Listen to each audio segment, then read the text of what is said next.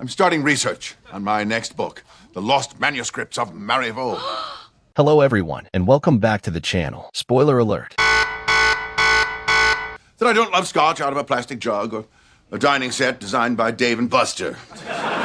For a number of reasons, Frasier may have won more Emmys than Cheers, but Cheers will always be superior. The Boston-based ensemble sitcom made its premiere in 1982 and ran for 11 incredible seasons. The basic idea of Cheers revolves around a bunch of folks that go to a Boston bar every night, but its brilliance as a group and its simplicity are what make it successful. Granted, it was nearly impossible to emulate Cheers, but NBC took a chance by giving Frasier the go-ahead. The network had already launched the Tortellis, its first branch, in an effort to further capitalize on Cheers' success. Even though Rhea Perlman's Carla led the charge, the lack of interest from viewers led to the show's cancellation. A lot of people were skeptical of Frasier when it first came out, especially since Kelsey Grammer's role was a late addition to Cheers. But Frasier gradually won over the viewers to the point that he was given his own spin-off. However, for a number of reasons, nothing compares to the original series in this regard. Frasier was less persistent than Cheers. Hugs and a Frasier ensemble. The record for the most Emmys won by a comedy series is presently held by Frasier, but generally, Cheers' storytelling was far superior. Although it usually takes a while for new sitcoms to get traction, Frasier had an excellent pilot and an even better first year. Having said that, the quality of the work declined noticeably as it went on, improving in the latter stages. Conversely, Cheers was excellent from beginning to end. Frasier was not as clearly the protagonist as Cheers. At Cheers, Sam, Diane, and Frasier conversing at Sam's office, though officially a group, Ted Danson's Sam Malone was unquestionably the real star of Cheers. He was joined in the early seasons of the show by Shelley Long's Diane, whose love-hate relationship with him formed the central theme of the story. Cheers flourished even after Diane left in season 5 because Sam remained the show's ringleader and was consistently given attention. Conversely, Frasier was the opposite. The spin-off performed a better job of developing Niles and Martin's arc than Frasier's, despite having the same title character. Frasier's theme song was not as good as Cheers. Introduction to Cheers. Grammer himself sang Tossed Salad and Scrambled Eggs from Frasier, giving the theme tune of the show a melancholy touch. It's hard to disagree, though, that it's superior to George Portnoy's Where Everybody Knows Your Name from Cheers. The song Cheers was simpler than Tossed Salad and Scrambled Eggs, with the lyrics telling the story of the Boston bar in a compelling way. The theme song from Cheers is at least familiar to those who haven't seen the film. Frasier was less accessible than Cheers. Niles is looking astonished at Frasier, while Frasier is grinning. Cheers was more approachable than its spin-off due to its simpler premise and predominantly blue-collar cast. The comedy in the parent series was primarily straightforward and instantly recognizable, as it only featured the nightly antics at Sam's Boston Tavern. Meanwhile, Frasier's humor occasionally tended to be highbrow due to the presence of snobbish characters like Frasier and Niles. For some, this made it impossible to relate to. Frasier's supplementary characters weren't as good as Cheers. Sam and Frasier conversing in the Cheers bar for the whole of its 11-year run, Frasier stuck with the same core cast. Niles, Martin, Daphne, and Roz joined Frasier. Each character had a distinct storyline throughout the years. Maintaining the same core cast offered advantages, such as allowing them to concentrate entirely on their stories, but it also meant that no new characters were added that were as memorable as Cheers, who was later added. Frasier by Grammer served as the ideal illustration of this. He made his debut in season 3 and was subsequently woven into the narrative of the show. Cheers managed to make it through cast departures: Diane Chambers, Shelley Long, and Sam Malone, Ted Danson, in the Cheers bar. Even though Sam was the real star of Cheers, the group of people around him made the show work. Given Diane's significance to Sam's plot, and, to be honest, Cheers' prior success, her departure raised serious questions about how the program would do without her. She wasn't the first significant character to depart the show, though. Following Nicholas Colasando's passing in season 4, Coach had to be replaced by Woody. Cheers survived till the very end in spite of these. Frasier never experienced this. Compared to Frasier, Cheers was a superior traditional sitcom. Undoubtedly, Paul, Cliff, and Norm Fraser from Cheers received great accolades, but Cheers was a superior situational comedy. Because there were few overarching plots, viewers could come and go without feeling as though they were missing anything. From the beginning, it was simple to understand each character. Cheers was able to rely on goofy humor since it was mostly set in a bar, and since people were always inebriated, jokes could come come from anybody. Frasier's storylines were less diverse than Cheers. Niles and Frasier are sitting on the couch, with Frasier wearing a neutral expression. There were fewer plots in Frasier because it featured a smaller cast and a title character. Usually, Niles and Frasier's antics left them looking foolish. At times, their intense rivalry would lead to fights between them, requiring Martin to intervene. These kinds of stories were the show's specialty, but occasionally they might become monotonous. There was a lot of story to tell because Cheers was situated in a bar. In addition to the regular customers' personal arcs, storyline catalysts might also be found in the pub, giving the show additional narrative possibilities. Lead star of Cheers was favorable compared to Frasier's Cheers segment with Frasier. The people surrounding Frasier played a major role in his appeal. His pretentious antics and proclivities may make him insufferable if he has no one to bounce off of. Conversely, Sam struck me as likable in the first scene of Cheers. It was hard not to admire him, even if Danson played him with such panache, even though he was a ladies' man and occasionally even bordered on being sexist and unpleasant. Sam's admirers made him more endearing by emphasizing his positive traits, but Frasier's group consistently made him a respectable figure by making fun of him. The Cheers were lighter than the Frasier. Introduction to Cheers. The film Frasier excelled at walking the tightrope between comedy and pathos. Being a psychiatrist, Frasier was never afraid to engage in challenging dialogue, which led to some incredibly moving scenes in the show. That being said, not everyone enjoys sitcoms that have the potential to become surprisingly grim. Cheers, in contrast to its spin-off, stayed playful the entire time. Though it did have a few serious plots, most of its plots were absurd and humorous. This makes it possible for spectators to join in at any time and guarantee a fun time.